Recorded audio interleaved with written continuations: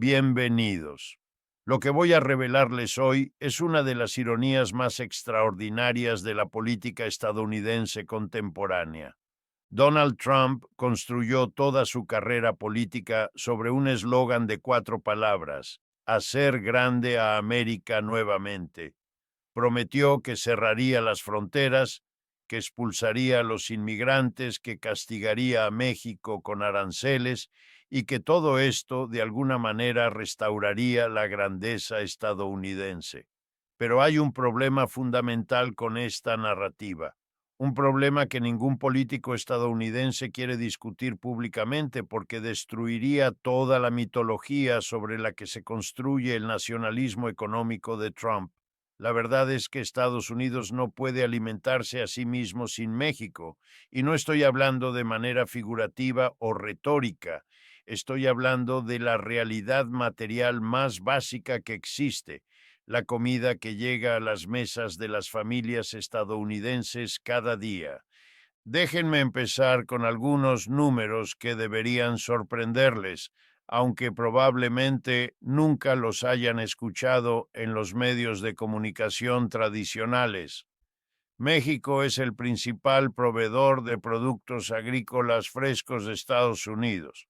Aproximadamente el 60% de todas las frutas y verduras que consumen los estadounidenses durante los meses de invierno vienen de México. Los tomates que ponen en sus ensaladas, los aguacates que untan en sus tostadas, las fresas que comen sus hijos, los pepinos, los pimientos, los chiles, las cebollas, los limones, las limas, prácticamente todo lo que encuentran en la sección de productos frescos de cualquier supermercado estadounidense entre noviembre y abril cruzó la frontera desde México.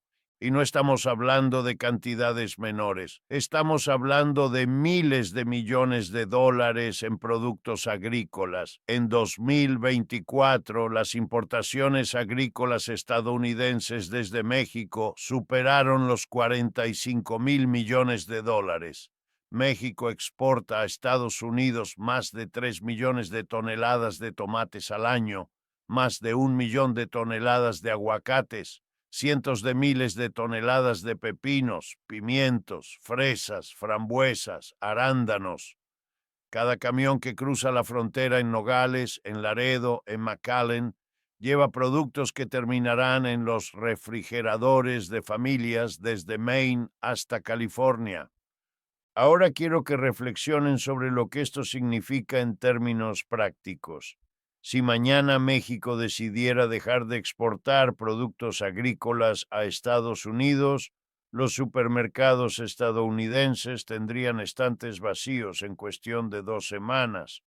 No habría aguacates para el Super Bowl, no habría tomates frescos para las ensaladas, no habría fresas para los desayunos.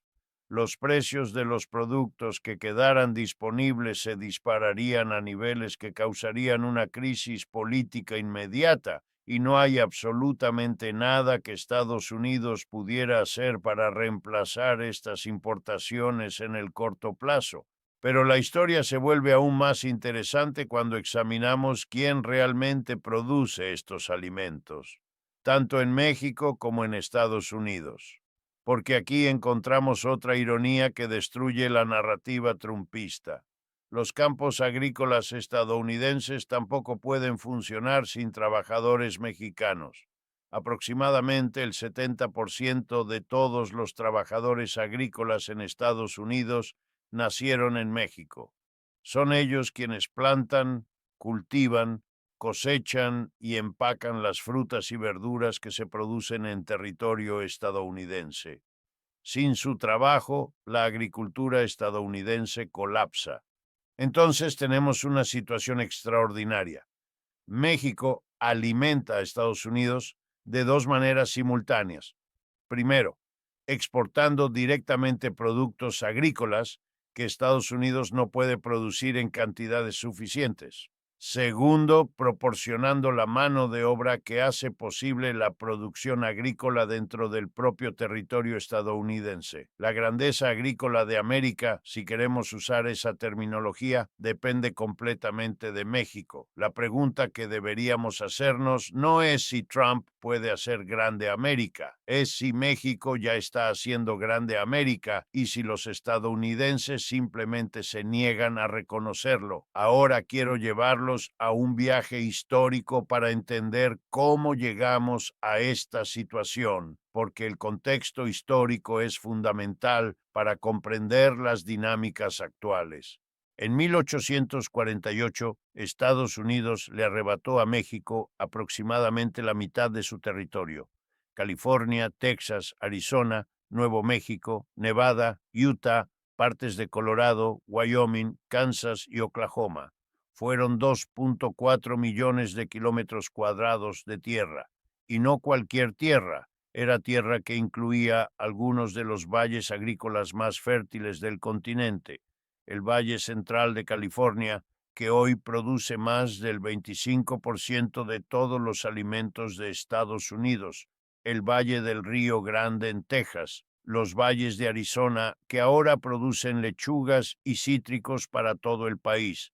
Estados Unidos pagó $15 millones por este territorio, una cantidad ridícula incluso para los estándares de la época.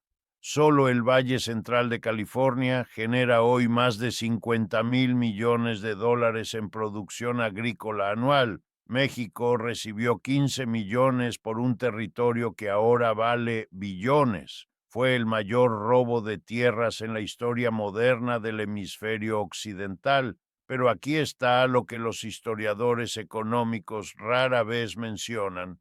Cuando Estados Unidos robó estas tierras, no robó la capacidad de trabajarlas.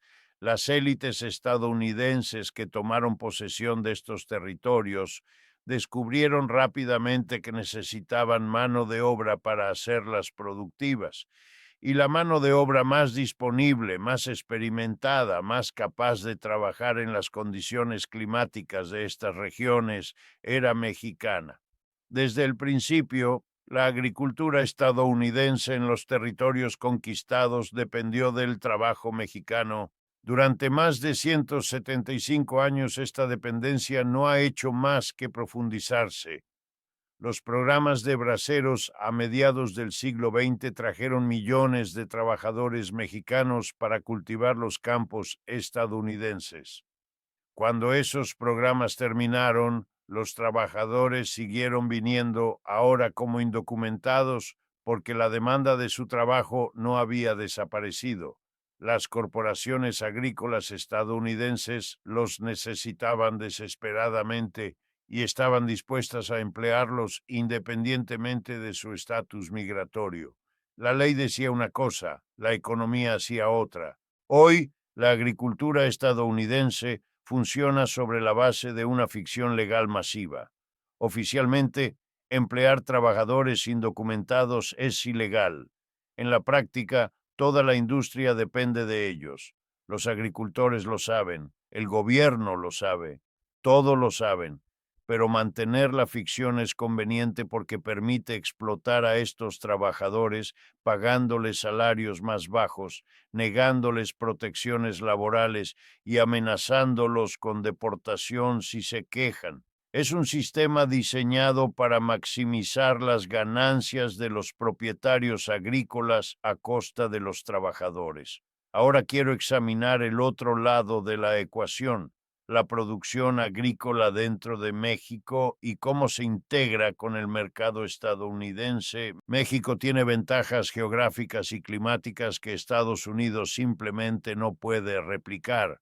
Mientras los campos de California y Arizona están bajo nieve o experimentando heladas durante el invierno, los valles de Sinaloa, Sonora, Jalisco y Michoacán están produciendo frutas y verduras bajo un sol templado. La geografía mexicana permite producir durante todo el año cultivos que en Estados Unidos solo pueden crecer unos meses al año. Ninguna cantidad de tecnología, ningún invernadero, ningún subsidio gubernamental puede cambiar esta realidad geográfica fundamental. Además, México ha desarrollado durante las últimas 3 décadas una infraestructura agrícola de exportación extraordinariamente sofisticada.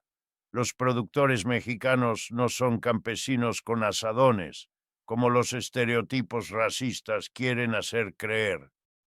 Son operaciones agroindustriales modernas con tecnología de punta, sistemas de riego por goteo controlados por computadora, invernaderos con clima controlado, cadenas de frío que mantienen los productos frescos desde el campo hasta el supermercado, laboratorios de control de calidad que cumplen con los estándares más exigentes del mundo. México se ha convertido en una potencia agrícola global precisamente porque invirtió en modernizar su sector. El resultado es una relación de complementariedad que beneficia a ambos países, aunque de maneras desiguales. Estados Unidos obtiene productos frescos durante todo el año a precios que sus consumidores pueden pagar. México obtiene divisas, empleos y desarrollo económico en regiones rurales que de otra manera tendrían pocas opciones. Las corporaciones de ambos países obtienen ganancias enormes. Los trabajadores de ambos países obtienen salarios que, aunque mejores que las alternativas, siguen siendo una fracción del valor que producen. Pero déjenme ser claro sobre algo importante. Esta relación no es entre iguales. El poder está distribuido de manera muy desigual. Las corporaciones estadounidenses controlan gran parte de la cadena de valor. Son ellas quienes deciden qué precios pagar a los productores mexicanos. Son ellas quienes capturan la mayor parte de las ganancias cuando los productos llegan a los consumidores.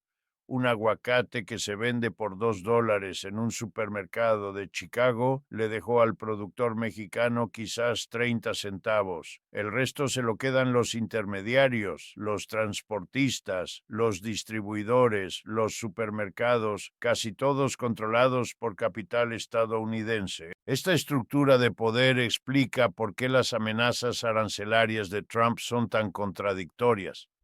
Si Estados Unidos impone aranceles a los productos agrícolas mexicanos, los precios suben para los consumidores estadounidenses, no para los productores mexicanos, no para los intermediarios que pueden absorber parte del costo, sino para las familias estadounidenses que van al supermercado a comprar comida.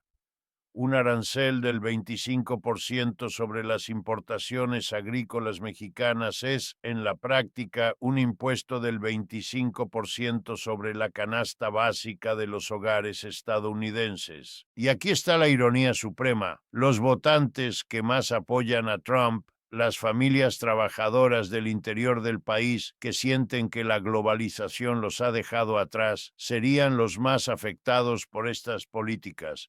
Son ellos quienes gastan un porcentaje mayor de sus ingresos en alimentos. Son ellos quienes no pueden absorber aumentos de precios fácilmente. Son ellos quienes dependen de los precios bajos que las importaciones mexicanas hacen posibles. Trump promete protegerlos y sus políticas los empobrecen. Ahora quiero profundizar en un aspecto que rara vez se discute: las condiciones laborales de los trabajadores agrícolas, tanto en México como en Estados Unidos. En los campos de Sinaloa y Sonora, los jornaleros mexicanos trabajan jornadas de 10 o 12 horas bajo un sol abrasador por salarios que raramente superan los $15 diarios. Son frecuentemente migrantes internos, indígenas de Oaxaca, Guerrero o Chiapas que viajan cientos de kilómetros para trabajar durante las temporadas de cosecha. Viven en campamentos improvisados con condiciones sanitarias precarias. Tienen poco o ningún acceso a atención médica. Sus hijos frecuentemente trabajan junto a ellos en lugar de asistir a la escuela. Es una forma de explotación que las corporaciones agrícolas prefieren que los consumidores no conozcan. En Estados Unidos la situación de los trabajadores agrícolas no es mucho mejor y en algunos aspectos es peor. Los jornaleros mexicanos que trabajan en los campos de California, Florida o Washington ganan más en términos absolutos, quizás 100 o $150 por día durante la temporada alta, pero viven bajo la amenaza constante de la deportación. No pueden quejarse de condiciones laborales peligrosas porque perderían su trabajo y serían entregados a las autoridades migratorias. No pueden organizarse sindicalmente porque cualquier intento de hacerlo es aplastado. No tienen acceso a los programas sociales que otros trabajadores dan por sentado. Son invisibles para el sistema legal, pero indispensables para el sistema económico. Esta es la verdadera base sobre la que se construye la grandeza agrícola de América. No es la tecnología estadounidense, no es el espíritu emprendedor estadounidense, no es la tierra estadounidense que fue robada de México hace menos de 200 años. Es el trabajo de millones de mexicanos explotados sistemáticamente en ambos lados de la frontera, pagados una fracción del valor que producen, mantenidos en condiciones de precariedad que maximizan las ganancias de quienes los emplean. Cuando Trump habla de hacer grande a América nuevamente, nunca menciona a estos trabajadores. Cuando habla de proteger a los trabajadores estadounidenses, nunca menciona a los jornaleros que cosechan sus alimentos. Son invisibles en su discurso, como son invisibles en la conciencia de la mayoría de los estadounidenses. Pero sin ellos, América no come. Es así de simple. Ahora quiero analizar qué pasaría si las políticas de Trump realmente se implementaran de manera completa y consistente, no las versiones diluidas que terminan negociándose, las políticas tal como las anuncia, aranceles del 25% a todas las importaciones mexicanas, deportación masiva de trabajadores indocumentados, cierre efectivo de la frontera. El primer efecto sería un aumento inmediato en los precios de los alimentos. Los economistas del Departamento de Agricultura de Estados Unidos han modelado estos escenarios. Sus proyecciones muestran aumentos de entre 15 y 30% en los precios de frutas y verduras frescas durante el primer año. Para una familia promedio, esto representaría varios cientos de dólares adicionales en gastos alimentarios anuales. Para familias de bajos ingresos podría significar la diferencia entre comer bien y pasar hambre. El segundo efecto sería escasez física de productos. No hay suficiente capacidad productiva en Estados Unidos para reemplazar las importaciones mexicanas, especialmente durante el invierno. Los invernaderos estadounidenses producen una fracción de lo que se necesita. Expandir la producción doméstica tomaría años de inversión en infraestructura. Mientras tanto, simplemente no habría aguacates, tomates, fresas y docenas de otros productos en las cantidades a las que los consumidores están acostumbrados. El tercer efecto sería el colapso de la producción agrícola doméstica por falta de mano de obra. Si realmente se deportara a millones de trabajadores agrícolas indocumentados, no habría quien cosechara los campos estadounidenses, las frutas se pudrirían en los árboles, las verduras se secarían sin ser recogidas. Los agricultores estadounidenses han advertido repetidamente sobre esto. Dicen que no pueden encontrar trabajadores estadounidenses dispuestos a hacer este trabajo, no a los salarios que pueden pagar y seguir siendo competitivos. Algunos argumentan que si los salarios subieran lo suficiente, los estadounidenses estarían dispuestos a trabajar en los campos. Quizás tengan razón, pero esos salarios más altos se traducirían en precios más altos para los consumidores, mucho más altos.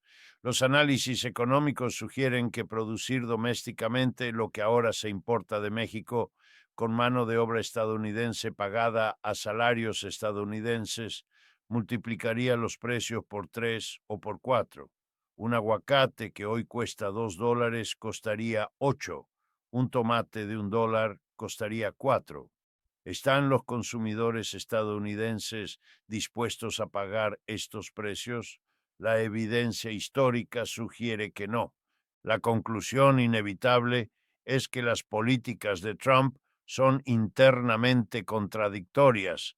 No pueden cumplirse sin causar exactamente el tipo de crisis económica que promete evitar.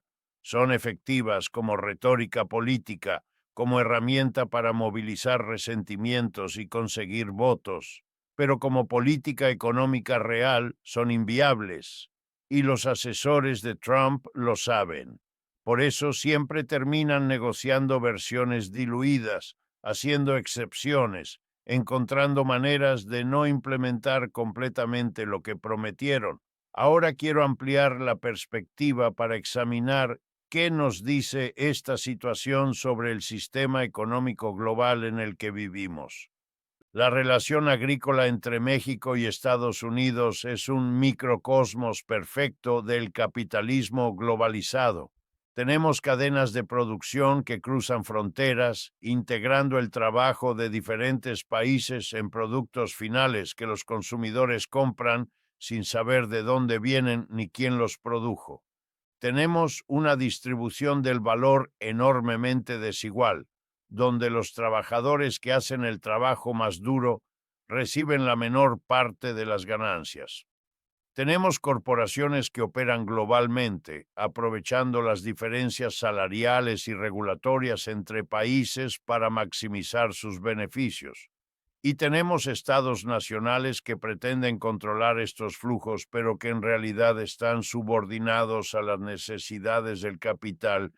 Las fronteras en el capitalismo globalizado cumplen una función muy específica. No sirven para detener el flujo de mercancías, porque el capital necesita que las mercancías fluyan libremente. Sirven para controlar y disciplinar el flujo de trabajadores. La frontera entre México y Estados Unidos es porosa para los camiones llenos de aguacates, pero peligrosa para los trabajadores que producen esos aguacates. Esta asimetría no es accidental, es funcional para el sistema. Permite que el capital acceda a mano de obra barata, mientras mantiene a esa mano de obra en condiciones de vulnerabilidad que facilitan su explotación. Trump pretende cambiar esta ecuación, pero no puede hacerlo sin destruir el sistema que beneficia a las élites que lo apoyan.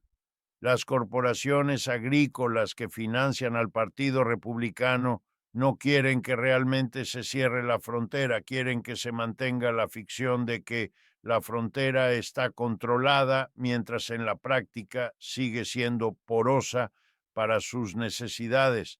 Quieren trabajadores asustados que no se atrevan a organizarse, pero no quieren quedarse sin trabajadores. La retórica antiinmigrante es útil para ganar elecciones. Implementarla realmente sería económicamente desastroso para quienes financian esas campañas.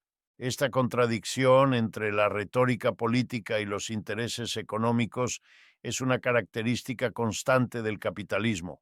Los políticos dicen lo que necesitan decir para conseguir votos. Luego gobiernan de acuerdo a los intereses de quienes realmente tienen el poder económico. Los votantes que creyeron las promesas terminan decepcionados, pero para entonces ya es tarde. El ciclo se repite elección tras elección, década tras década. Entonces, ¿puede México hacer grande a América nuevamente? La pregunta misma revela las contradicciones del discurso trumpista. América, si por eso entendemos el bienestar de sus ciudadanos comunes, ya depende de México para cosas tan básicas como alimentarse. La grandeza que Trump promete restaurar nunca existió de la manera que él la imagina. Fue siempre construida sobre el trabajo de otros, sobre recursos robados, sobre la explotación de los más vulnerables. Si queremos pensar seriamente en cómo mejorar las condiciones de vida de los trabajadores estadounidenses, la respuesta no está en cerrar fronteras ni en imponer aranceles. Está en transformar las relaciones de poder que determinan cómo se distribuye la riqueza que todos producimos. Está en reconocer que los trabajadores mexicanos y estadounidenses tienen más en común entre sí que con las élites de sus respectivos países. Está en construir solidaridad internacional en lugar de nacionalismos que solo benefician a quienes ya tienen el poder. Déjenme cerrar con una reflexión sobre lo que todo esto significa para el futuro. La relación agrícola entre México y Estados Unidos no va a cambiar fundamentalmente sin importar quién esté en la Casa Blanca. Es demasiado importante para demasiados intereses poderosos. Las corporaciones que controlan la cadena alimentaria no van a permitir que se interrumpa su negocio. Los consumidores que dependen de precios bajos no van a aceptar que se tripliquen sus gastos en comida. Los trabajadores que dependen de estos empleos, tanto en México como en Estados Unidos, van a seguir cruzando fronteras porque no tienen alternativa. Lo que sí puede cambiar es cómo entendemos esta relación y qué demandamos de ella. Podemos seguir aceptando la narrativa de que México es un problema que Estados Unidos debe resolver, o podemos reconocer que México y Estados Unidos son partes de un sistema integrado que podría funcionar mejor para todos si estuviera organizado de manera diferente. Podemos seguir culpando a los trabajadores mexicanos por males económicos que fueron causados por las decisiones de corporaciones estadounidenses, o podemos identificar correctamente quiénes son los responsables de las políticas que han empobrecido a los trabajadores de ambos países. La comida que llega a su mesa es el producto del trabajo de millones de personas, muchas de ellas mexicanas, casi todas ellas mal pagadas y explotadas. Reconocer esto no es un acto de caridad hacia México, es un acto de honestidad sobre cómo funciona realmente la economía, y de esa honestidad puede surgir la claridad necesaria para imaginar y construir algo mejor. América no necesita que la hagan grande nuevamente, necesita que la hagan justa finalmente. Y eso requiere reconocer las contribuciones de todos quienes trabajan para sostenerla, incluyendo especialmente a aquellos que el discurso oficial prefiere mantener invisibles. Manténganse informados, manténganse críticos y nunca olviden preguntarse quién trabaja y quién se beneficia. Nos vemos en el próximo análisis.